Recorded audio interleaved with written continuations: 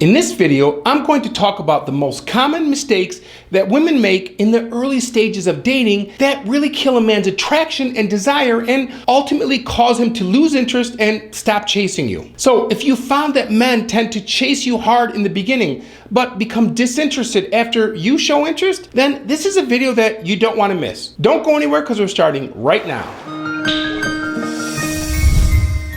Hi there. I'm psychologist and relationship coach, Dr. Antonio Borrello. This channel is all about helping you build great relationships so you can grow happy together. So if you want to make your love life the best part of your life, hit the subscribe button and the bell notification so you aren't missing anything. So I found that there are 5 common mistakes that will cause a man to stop chasing you in the early stages of dating. These mistakes cause him to stop pursuing you because they kill both attraction and desire, which are the first 2 of the 3 stages of falling in love. So the stages of falling in love include the attraction stage, then the desire stage, and then finally the attachment stage. Obviously, if things die off in the attraction or desire stage, you're not going to keep a man's attention in pursuing you for a relationship. And because attraction and desire can develop so quickly without a man really even knowing you, they are also the most fragile and vulnerable stages. And unfortunately, making little mistakes during these first 2 stages can kill a man's desire and attraction, and then he doesn't stick around long enough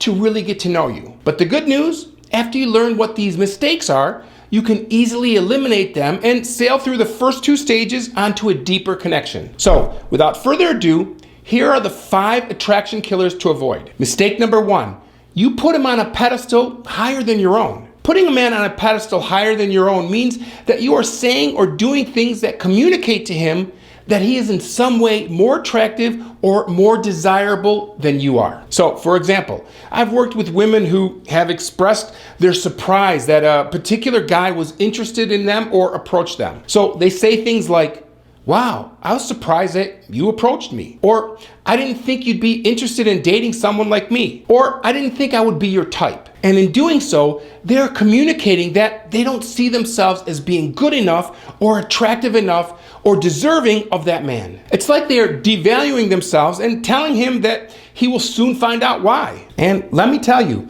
if you communicate that to a man, he will certainly be left wondering, maybe she's right. Maybe she isn't good enough for me.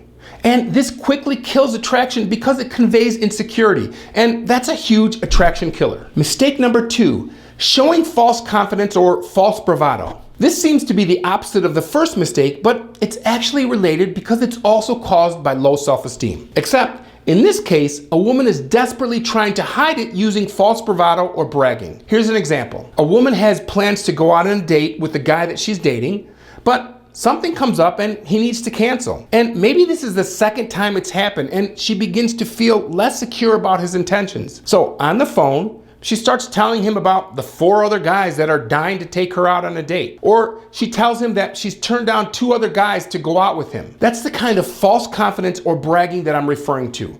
It's triggered by insecurity. Again, the reason she feels the need to tell him these things is because she's feeling insecure about her value.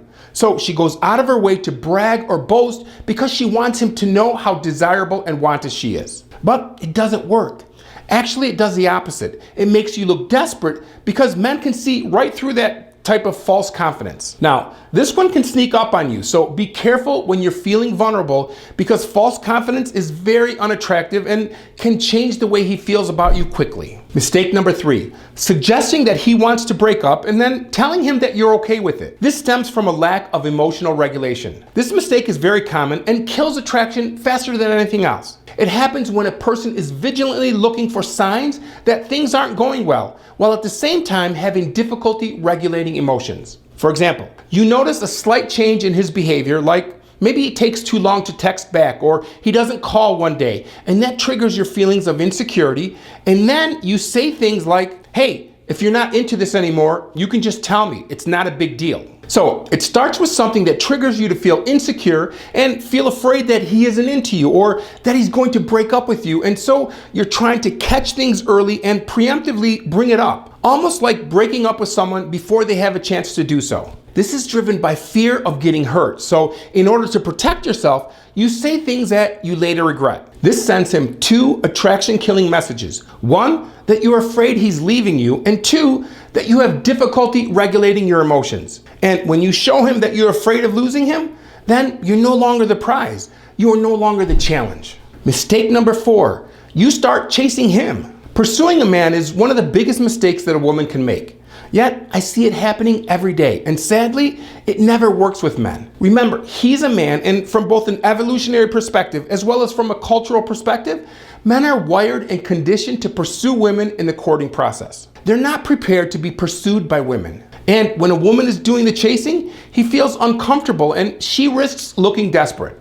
Think about it. Boys are taught that they're supposed to show interest.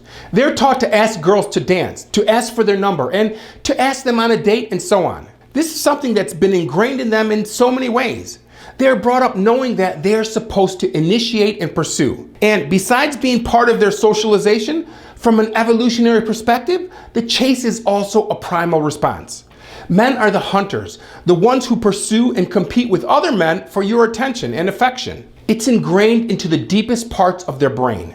So, beginning right now, you have to stop chasing after him. That means that you have to stop texting him first. You have to stop checking on him.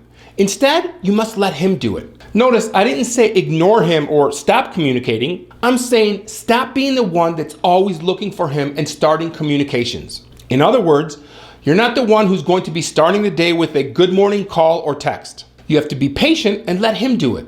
Let him begin to wonder how you feel. Let him wonder if you've been thinking about him. Trust me, silence speaks volumes, and he will usually start pursuing you again quickly. Mistake number 5, secretly stalking him on social media. When you meet a guy that you're interested in, it's very tempting to scan through his old pictures and videos because you're hoping to get a better sense of who he is. But be careful. Doing so too frequently can make you appear desperate. Now, I know that many of you are saying, yes, I've done that, but he doesn't know that I'm looking. How does that make me look desperate? Well, he might not know immediately, but your behavior is going to show that you've stalked him sooner or later because it influences your interactions with him both consciously and subconsciously. It has an impact on your mood, on your energy, and on your spirit. Eventually, you will unknowingly mention or ask a question about a particular social media friend of his that will let him know that you've been snooping. Watching his social media like a hawk is not a good practice because it feeds your insecurity and jealousy. Here's an example.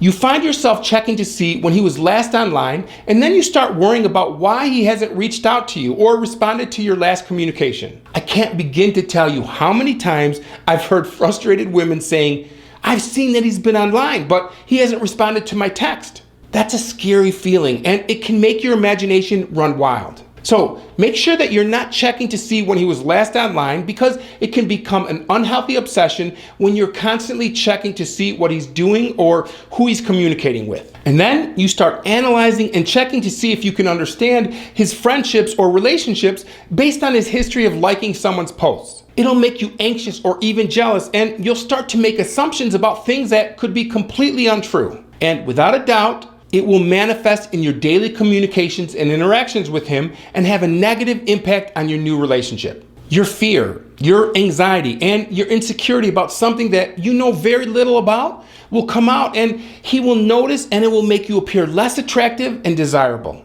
So as a rule, don't do it. By the way, I'm really interested in knowing how common this practice is. Do you check to see when he's online? Do you get upset if he's liked another woman's social media picture? Let me know in the comments below and let's start a discussion. I go way deeper into what men find attractive in women in this video here, so click to watch that video now or click here to see the video that YouTube thinks that you like. I'll see you in the next video.